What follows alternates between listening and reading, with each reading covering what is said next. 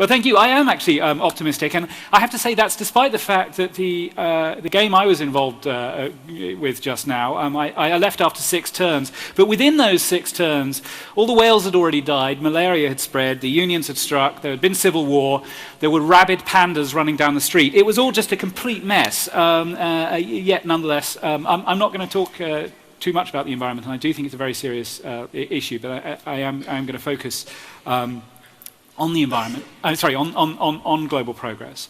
I also can smell that I am between you and dinner, so I'll try and be quite quick. It smells lovely. As good a place to start as any with what development economists have to say about who's rich and who's poor, who has lives and who has lives of plenty and who has lives of misery, is this guy. His name is Mungo Park. He was a Scottish doctor who had a real case of the wanderlust. In 1794, about 20 years after Adam Smith had written his great text on economic development, The Wealth of Nations, Mungo here set off to find the city of Timbuktu, which at the time sort of in the West was sort of considered semi-legendary. Nobody really knew where it was. Although in fact, this map from 1798 actually has Timbuktu placed pretty much accurately.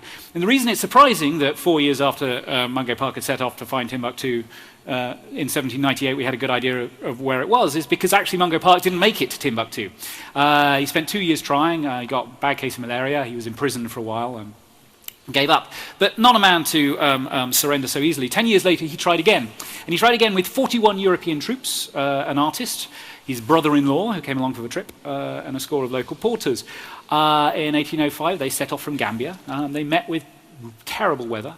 They met with wild dogs, they met with crocodiles, they met with packs of lions. But what really did for them was dysentery and malaria and other maladies nowadays we call neglected tropical diseases. A few months after they'd set off, they did actually reach the Niger River at Sego, 500 miles inland. By that point, 500 miles inland, 12 of the 43 Europeans on the trip were still alive. As they went down the river, more and more of them died. Park's last known letter back home said, "Party reduced to 3 soldiers, 1 deranged in his mind, Lieutenant Martin and myself." They did actually make it to Timbuktu. However, the Tuareg weren't too pleased to see them, and Park and Martin, the last 2 left alive at that point, were ambushed at the rapids of Busa, 300 miles short of the sea. They threw themselves overboard and were never seen again. But apart from those 2, 41 of the 43 Europeans on the trip were killed not by violence, but by disease. Contrast that story to these 2. Captain Meriwether Lewis and Mr. William Clark, famed for their adventure across North America when the United States bought Louisiana and much else from the French because the French were busy fighting a lot of wars with the British. Meriwether and Clark Lewis and Clark were told to go and survey what had been bought. It's hard to tell, but over there is on top, your top right, is Lake Superior. Over here is just the very end of the Pacific Ocean. They went all the way across North America. They actually set off 2 years before Mungo Park and arrived back in the east of the United States after his death. They set up diplomatic relations with 24 indigenous nations. They traversed the Rockies. They went up and down the Columbia River. Clark's journal reports that several men did have a dysentery, and 2/3 of them with ulcers and boils. Nonetheless, of the 33 men on the expedition, only 1 died, and he died of a case of appendicitis. Now, why have I spent all this time, 5 minutes, at a session on poverty and plenty, talking about 2-century-old history? Because if you read the economic journals nowadays, the different fates of Mr. Park and Mr. Meriwether and Mr. Lewis tell you pretty much all you need to know about global wealth and global poverty, global excess and global misery. To simplify a little, the model looks like this. 12 years ago, great economists all based in Boston, Darren Ashimoglu and Simon Johnson and James Robinson, argue pretty much that colonies like the ones that followed in the footsteps of Mungo Park, colonies which were a serious health hazard to European adventurers, lent themselves to smash and grab tactics. Basically, very few colonists would go to these places, and knowing that they were likely to die very quickly, they tried to extract as much as quickly as possible before running back home, before they died. Actually, most of them failed to get back home before they died. But that was the model. And that meant all the institutions that they created were set up in order to extract wealth. They left behind colonies that were, and finally independent countries that were incredibly unequal and had almost nothing in the way of a provision of public goods. Conversely, places where colonists could survive without succumbing to a range of tropical diseases had a rather different outcome. Ashimoglu and Johnson don't really go into this part of the story in great depth, but one of the reasons they had a different outcome was because a whole bunch of Europeans went and pretty much wiped out the natives, wiped out the indigenous populations. North America, a classic example. Now, in those places, you ended up with colonies with reasonably equitable institutions, because there was a bunch of Europeans who were left who planned to live there. So that meant things like constitutions and laws that favored inclusion and participation, structures of government that encouraged high-quality provision of public services like schools and infrastructure and health. And those countries ended up very rich. Actually, if you read the economics journals, it's not just that colonial history matters. It's actually also pre-colonial history. This is a picture of the slave bark wildfire. And in a recent American Economic Review article, a great economist called Nathan Nunn went back and looked at where slaves came from in Africa. And he said that countries in Africa that were more pillaged for slaves back 300 years ago were poorer today and had weaker institutions and poorer outcomes. That was not good enough for Bill Easterly and his colleagues. In 2010, he wrote a paper saying, 300 years of history, nothing. His paper was called, Was the Wealth of Nations Determined in 1000 BC, 3,000 years ago, by factors such as who had writing and the iron tools and the wheel at the time. If your ancestors came from a place that had writing and the wheel in 1000 BC, you probably live in a rich country today. If your ancestors didn't come from a place like that, your ancestors are probably poor and dying young and ill-educated today. Now, I don't know how many of you have read Jared Diamond's book about global development. He, of course, would say, 3,000 years. 3,000 years is nothing. Mere millennia. It goes back to Pangaea breaking up into different continents. Basically, if your ancestors came from a continent that was wide but reasonably squat, you're rich today. If you came from a continent that is tall and narrow, you're in trouble. I am simplifying, but only a little bit. And in fact, sadly, there is something to these stories of the determinants of modern wealth and poverty, modern excess and modern lack, really dating back a long time. Really, there's some evidence for it. Liberia, around here on the map, has an income about the same as Gaul had at the time of Caesar, according to the great lamented University of Groningen scholar down the road, Angus Maddison. Democratic Republic of Congo, which occupies the space at the bottom of the map, is actually slightly poorer. Actually, all 12 of the poorest countries in the world, and 19 out of the poorest 20, are in Africa. And there's been huge divergence in income worldwide over the last 200 years. Some countries the Netherlands, have got very, very rich. Other countries have stayed pretty much as poor as they've ever been. But this is a really depressing story, right? What matters is the structure of the kind of institutions you have. Do you have inclusive institutions that provide a lot of public goods like education and health and infrastructure, or not? What determines what kind of institutions you have is history going back 5,000 years. Countries on the wrong side of this historical divide are destined to poverty and ill health and illiteracy and civil unrest and dictatorships and general misery and wishing they had the problems of excess. Liberia will remain Liberia forever. Good news here is that it can't be the whole story, and we know that partially because when you look at the world at night, that's what North Korea looks like and that's what South Korea looks like. North Korea and South Korea were the same country for most of the last 1,000 years. They have a similar history, a similar institutional history over the long term. Of course, they haven't had a similar institutional history over the last 60 or 70 years. North Korea remains one of the very, very poorest places on the planet. That's why they don't have very many lights there.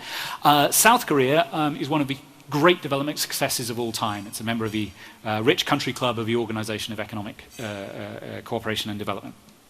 And actually, you know, the income picture gets a bit more positive than that, because actually in the last 10 years, 6 out of 10 of the fastest growing countries in the world actually are on the continent of Africa. You know, even Liberia is actually doing a bit better. But although there is more good news about income, the big news about income is bad news. It's of this huge divergence. But the good news is that money isn't everything. Because worldwide, everywhere is seeing massive improvements in the quality of life. Back in the day, this is a picture from down the road, the sick child. Anyway, everywhere worldwide, a few centuries ago, health was very poor, and child health in particular was terrible. Countries rich and poor, and the Netherlands at the time of this picture was one of the richest, if not the richest country in the world, was seeing about 1/3 of children dying in infancy. Child mortality, infant mortality started dropping in the 19th century. 1950, the global figure was 15% of kids dying in infancy. Today, that figure is closer to 4.3%. The global figure is closer to 4.3%. Huge global progress, 4/5 decline worldwide in infant mortality. And the rate really is dropping everywhere. And actually in the last few years we've seen particularly heartening progress in Africa. Senegal has cut its child mortality rate, that's kids younger than the age of 5, dying. It's cut that rate from 12% to 7% in just 5 years. Brilliant. And it's not just a story of education. It's not just a story of health, it's also a story of education. Now, again, the Netherlands was a world leader in spreading out access to education. This is Steen, the village school. It's actually now owned by the National Gallery in Scotland. But anyway, this is a Dutch school. You can tell, high quality education, everything working wonderfully. Anyway, at least, you know, the Netherlands really was a world leader, not just in education, but also in literacy. But it's not just the Netherlands anymore. Between 1950 and 1999, global literacy climbed from about 50% of the world population to about 80%. Primary school enrollments in Africa today are nudging towards 100%. Pretty much every kid of primary age in Africa is going to school. Pretty much. That is not completely true, but most of them. And it's not just education. This is a picture of Tahrir Square in Cairo. The Arab Spring, you know, for all we know it hasn't been a perfect success, is the latest sign of a massive global spread of democracy. The measures we have of democracy, and all of them are imperfect and ideological, but anyway, the measures we have of democracy, all of them, suggest that pretty much we're at an all-time global high at the percentage of the world population that lives in something that can plausibly be called a democracy. And war.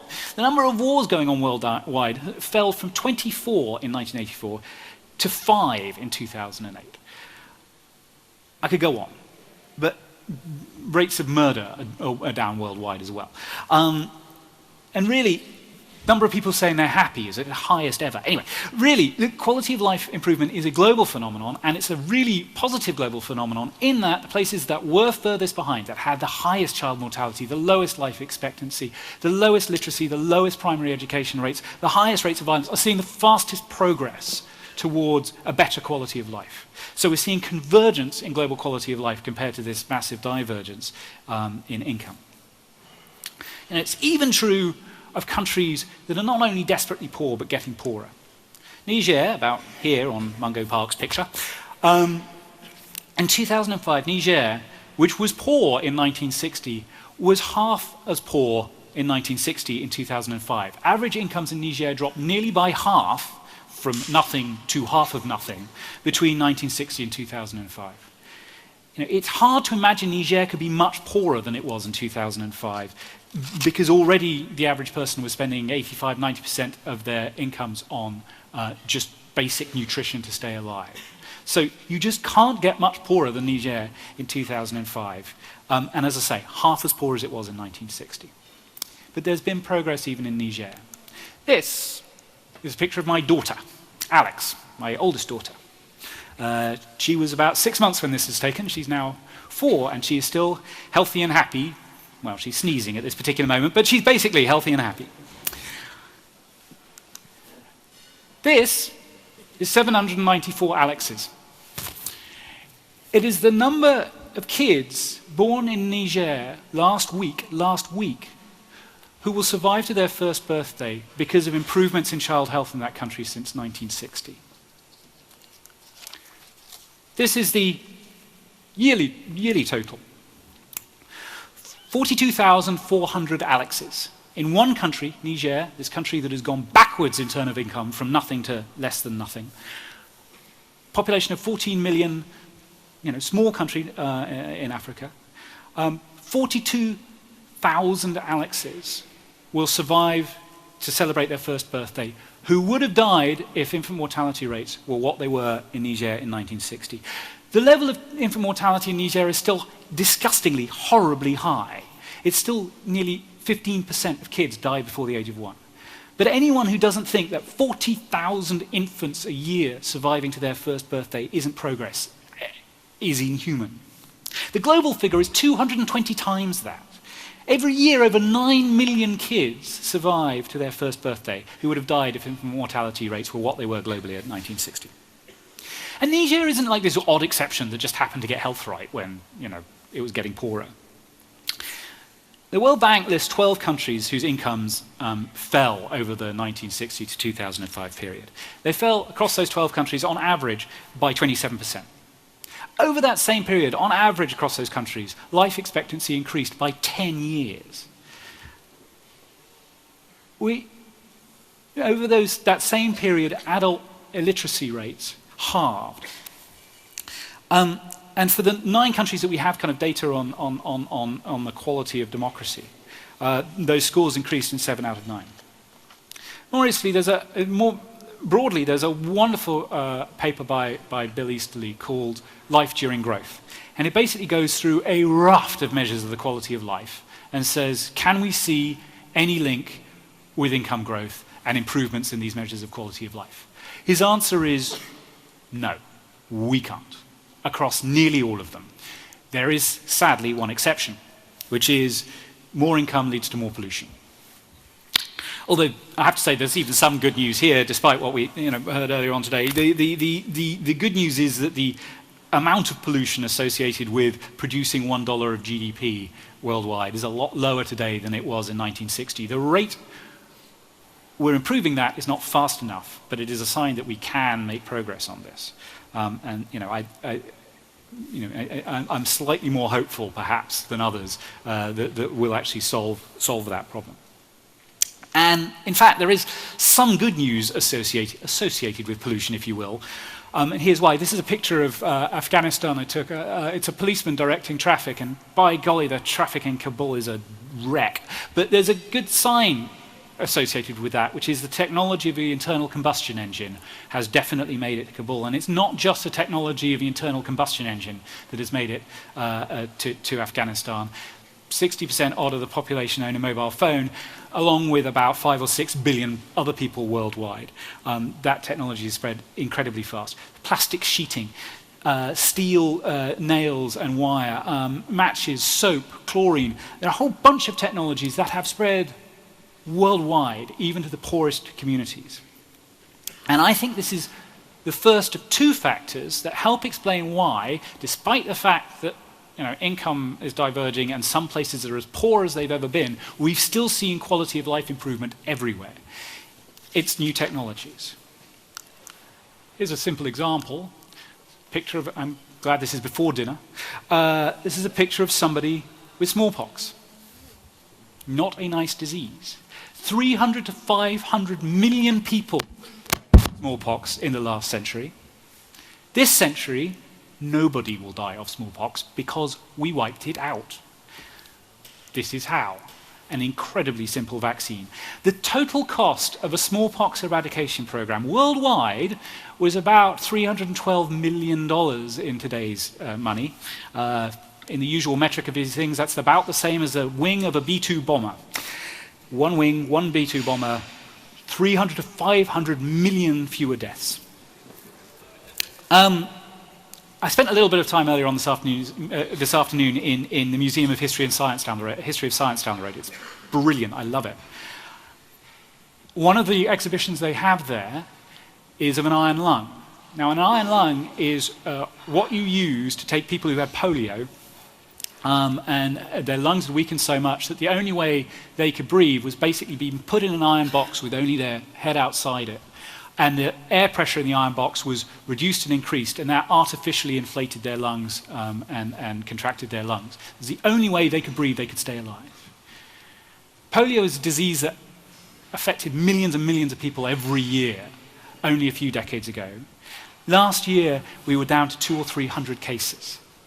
We're on the cusp of wiping out a second major life-destroying disease worldwide. Again, because of a vaccination. There are other things that soap is just a great technology. Go use soap. But it gets but soap gets to another side of the problem. Soap really has spread worldwide, but as you probably are aware, people don't always wash their hands when they should. This is about more than technology. The second major factor that allows improved outcomes in the quality of life, even at the same income, is the spread of new norms of behavior, new ideas about what should be normal. And washing your hands is something that was completely abnormal for the vast majority of human history. But now, worldwide, people accept that after you go to the bathroom, it is kind of a good idea to do it. Again, even if they don't always do it, they at least know it's a good idea. Other norms have changed. The idea that it was right to vaccinate your kids is still actually not completely believed in large parts of Europe and the United States, I'm embarrassed to say. It is increasingly accepted in the developing world that, of course, if the vaccine camp is set up near your village, you take your kids and you get them vaccinated. And that has just had a huge impact. The number of measles deaths over the last 10 years worldwide has dropped by nearly 3/4. Just brilliant. But it's more than just having the vaccine. It's getting the parents making the decision to go. In fact, there's data from household surveys worldwide that suggest that if you could just get parents to follow sort of best practice parenting in a few simple health areas, so what to do when your kid has diarrhea, and when to seek treatment, just that alone, just sort of those two things would reduce the number of child deaths by 1/3 overnight. And if you kind of keep on adding that up, we'll get to a world where there is a lot fewer people, kids dying unnecessarily, and a lot fewer parents suffering that misery. Another way to demonstrate the importance of behavior change. This is a big program in Bangladesh. I can't exactly translate, but the bottom line is, if you come to our village, don't shit in our fields. And VERC is a social enterprise that basically goes around telling people, offering these signs and saying, and you understand the reason why, right? If you shit in the fields and then you grow the plants, you're eating the shit. Yeah, okay. Communities sort of without subsidy, when that message is presented in a clear enough way, build their own latrines and put up these signs, and diarrhea rates go down, and that means the number of kids dying goes down. And it's not just about health. 50 years ago, in a large part of the world, it was not the norm to send your kids to school. You did it if you'd gone to school, or if you happened to be particularly keen. In particular, it was not the norm to send your girls to school. Why would you do that? It makes them less attractive marriage prospects. I am happy to say that attitude is pretty much gone planet-wide. And there aren't very many shining lights of what's happened over the last 10 years in Afghanistan, frankly. But one of them is what happened when schools were allowed to admit girls. There was a rush for the doors. Millions of girls turning up to school in Afghanistan. It has now become the norm in every country in the world that of course you send your children to school. That was not true 50 years ago. And it's become the norm. This is Eleanor Roosevelt with a copy of the Universal Declaration of Human Rights. It's become the norm worldwide that you should get to vote for whoever it is who's leading you. Now, I'm not saying democracy has spread worldwide, but even in countries where there's not democracy, if you go out and survey people and say, should you be voting for your president, they say yes. 80% and up worldwide say yes. Again, not only is not everywhere a democracy, many places are far from perfect democracies and with a full guarantee of all civil and political rights. But that norm is there. And over time, that norm is turning into a reality. So, I'm just hugely happy about what has happened in the past, but, there is the glass half empty. There's still a long way to go. And I don't mean to suggest there isn't. I do think there's a lot of life left in these trends yet to allow for improvement. The fact is, over the last few years, we've got new technologies, including the rollout of the mobile phone, but also pneumococcal vaccines, which are going to massively reduce the death rate from influenza. We've got new ways of making sure that kids aren't only in school, but they're learning stuff. Including, again, communications technologies, but also really simple stuff like subtitling TV programs in the language that's being spoken on the TV. Same language subtitling. It has a huge effect on literacy rates. So we've got all of these new ways on the technology side to increase, to continue to progress. And I think also on the demand side too.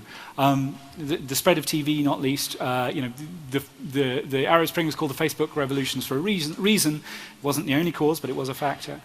So I think there's all sorts of optimism to think that the demand for development and changes in norms will continue happening as well, which means we can continue making progress. We do have to deal with our environmental challenges. I don't deny that. I don't want to spend too much time talking about it, but please, that is a challenge we need to overcome quickly if we are to continue seeing progress. But I think we can actually manage that too. So, back to it. I'd like to see a lot more lights in the African continent at night. I think we need to be careful when we judge people for wanting more money, not to judge the people who are living on $1.25 a day, not to judge the people living on $2 a day.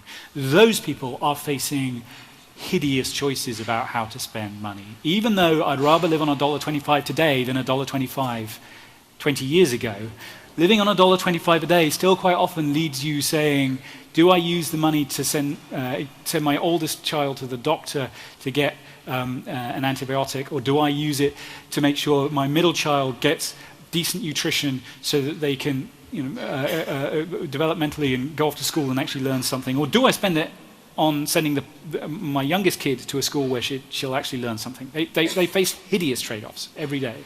$1.25 is not enough to live on. And the top 600 million people in the world, that's us lot, and another 599,999,000, blah, blah, blah.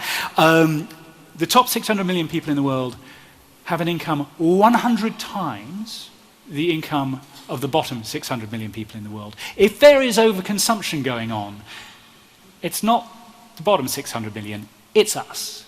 And if you're worried about global environmental sustainability, it's not the people who are consuming 1% of what we are that are the problem, it's us. And so don't put environmental sustainability on the backs of the poor. That, I do beg of you. But sort of the good news for the global environment and the planet as a whole is that because we are seeing better quality of life at ever lower incomes, it does suggest that really high incomes aren't required for a good quality of life. It kind of follows, doesn't it? There was a time when earning more than $5,000 a year really mattered to outcomes like education, to outcomes like health. If you earned over $5,000 a year, you were going to live a lot longer than people who were earning less than that. You were far more likely to be literate, and so on and so forth. Those relationships are not slowly, but pretty rapidly breaking down. So a basic quality of life is getting cheaper and cheaper and cheaper. And that's good news because it means that not everybody needs to have an income of $60,000 worldwide or whatever in order to lead a good life. And frankly, at least in the way we create income nowadays, if everybody on the planet did have an income of $10,000, $20,000, $30,000 a year, we'd be fried. So I think that is good news. But it also says what matters isn't more stuff, it's better stuff. Back to the case of polio and the iron lung.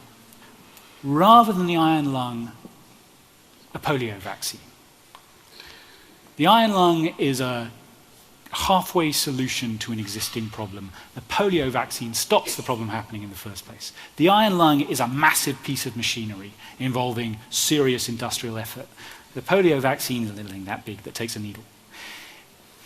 It's moving from big bad stuff to little good stuff that has been the real force behind the improvement of quality of life worldwide. And I think it says that you don't need excess, or you don't even need what we have in order to make for a decent life. And with that, I hope pretty soon we get to go off and have excess out there and eat and drink and make merry. But anyway, thank you for your time.